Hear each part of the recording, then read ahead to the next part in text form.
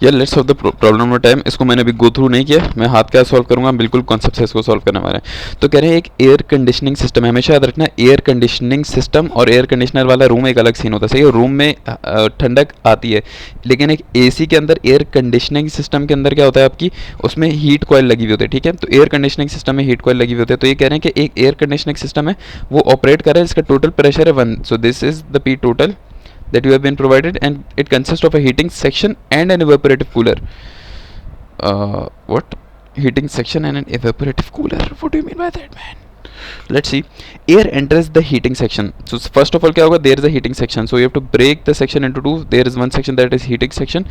Air enter कर रही है उस heating section में, heating section में आपके पास coil लगी हुई है, तो यहाँ से क्या होगा, Q in होगा। Very simple thing. देन आपके पास यहाँ पे टेम्परेचर गिवन है और आपको रिलेटिव ह्यूमिडिटी गिवन है। रिलेटिव ह्यूमिडिटी क्या होती है, relative humidity is the capacity of air to contain water.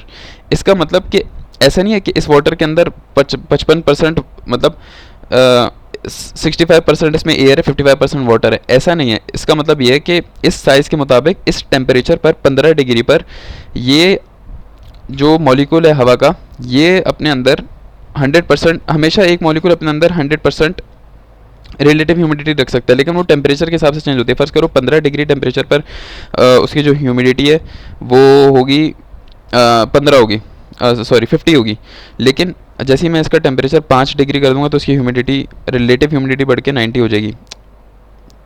तो होगा क्या, जब हम टेम्परेचर हमारा कम करेंगे, सही है, जब हम 15 डिग्री से 5 डिग्री पर जाएंगे, तो अगर एयर का मॉलिक्यूल इतना है, सही है, और इसके अंदर अभी 100% वाटर आ सकता है, और अभी इसमें मौजूद कितना है, इसमें थोड़ा सा वाटर मौजूद है, तो जैसे ही हम इसको 5 डिग्री करेंगे ना, तो ये कुछ इस तरह का हो जाएगा। इसका साइज़ जो है ना श्रिंक हो जाता है, वाटर इसमें इतना ही रहेगा। फर्स्ट करो कि अगर यहाँ पर 100% पानी आ सकता है और इसके अंदर पानी अभी कितना भरा हुआ है, लेट्स से 25% भरा हुआ है एयर के मॉलिक्यूल में 15 टेम्परेचर में। अगर मैं यहीं खड़े खड़े यहाँ का टेम्परेचर 5 डिग्री कर दूँ, 10 डिग्री करा दूँ, तो आपका पानी जो एयर का मॉलिक्यूल है वो इतना छोटा हो जाएगा कि पानी फुल यहाँ तक भर जाएगा, तो आपका जो रिलेटिव ह्यूमिडिटी है वो 90% हो जाएगी। बात समझ आ रही है क्या चक्कर चल रहा है यहाँ पर, पानी उतना का उतना रह रहा है, आपका सिर्फ टेम्परेचर चेंज करने की वजह से मॉलिक्यूल का साइज श्रिंक हो रहा है, जिसकी वजह से रिलेटिव ह्यूमिडिटी के पे फर्क आता है। तो ये this is the concept for relative humidity, ठीक है। तो ये आपको गिवन है पार्ट ए के लिए, रिलेटिव ह्यूमिडिटी की mass flow rate of course आपको गिवन है यहाँ पर at the rate of 30 metre cube per minute given, आप सेकंड में कर सकते हो, but this is the mass flow rate of air of course.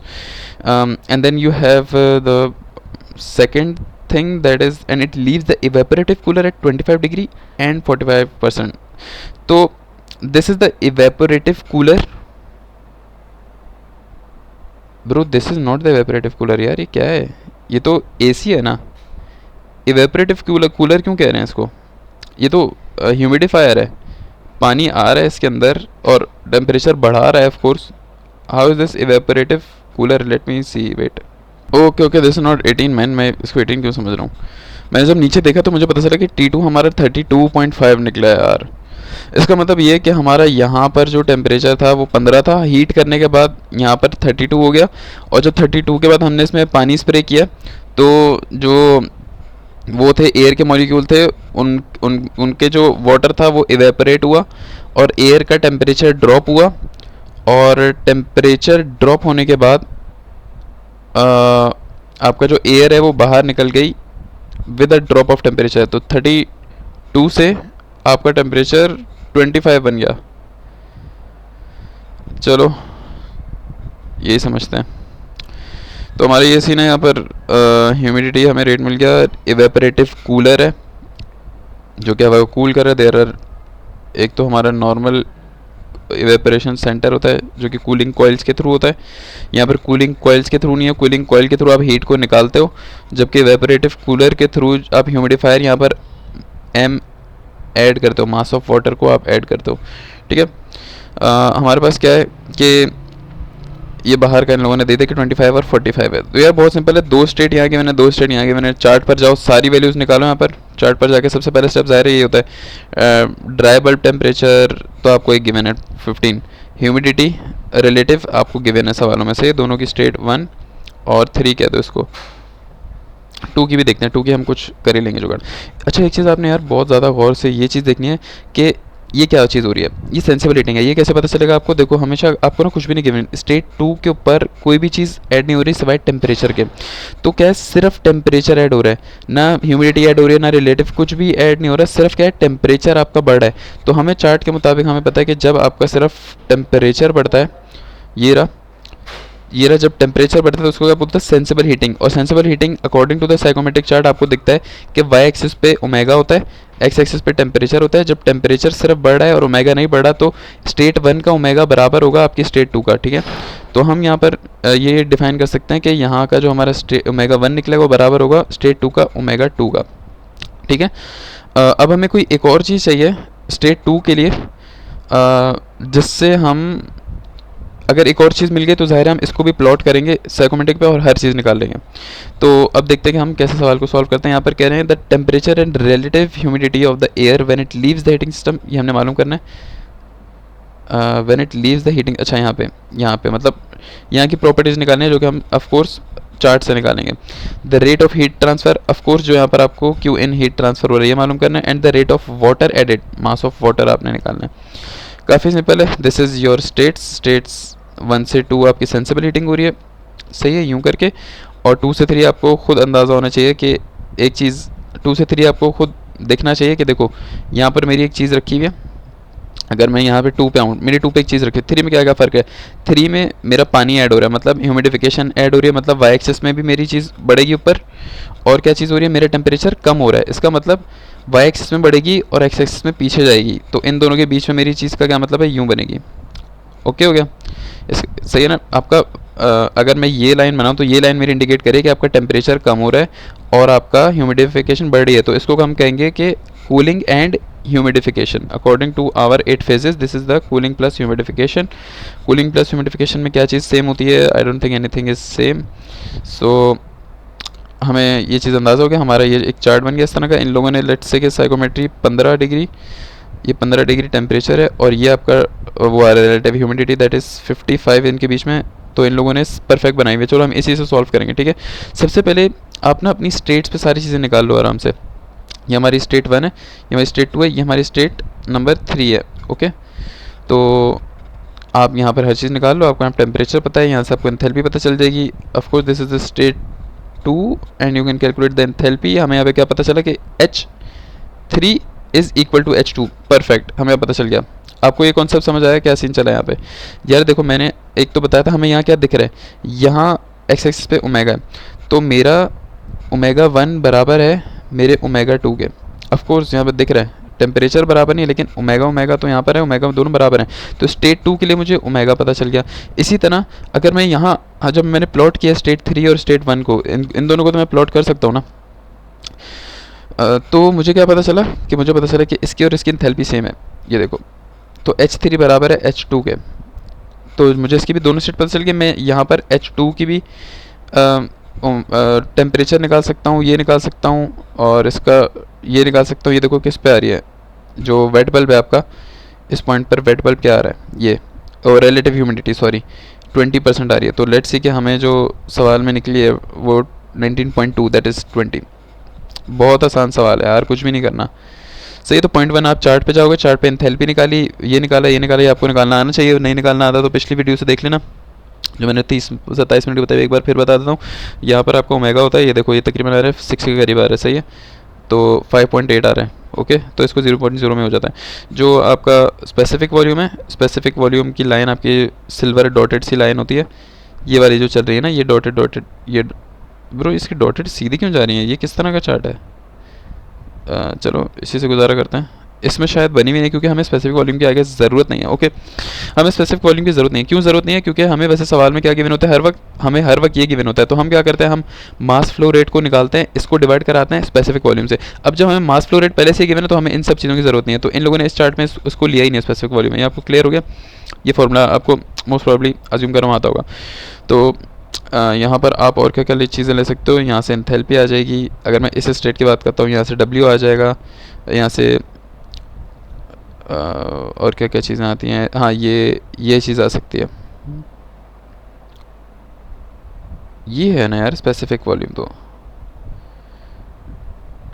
इन लोगों ने सवाल में देखते हैं मास फ्लो रेट गिवन हमें direct, with sorry sorry sorry very sorry यार, वॉल्यूम फ्लो रेट की मैंने देखो 30 metre cube per minute. Metre cube का क्या मतलब है, वॉल्यूम, मीटर क्यूब होता है वॉल्यूम की यूनिट। तो हमें वॉल्यूम फ्लो रेट गिवन है, तो हमें इसको डिवाइड करना पड़ेगा स्पेसिफिक वॉल्यूम से, तो हमारे पास मास फ्लो रेट आएगा। सॉरी सॉरी, तो हम यहाँ पे निकालेंगे। ये देखो ये वाली जो लाइन है ना आपके पास, ये ग्रीन वाली, ये दिख रहा है, ये dotted 0.86, this is 0. I think 85 होगी, ये 84 होगी।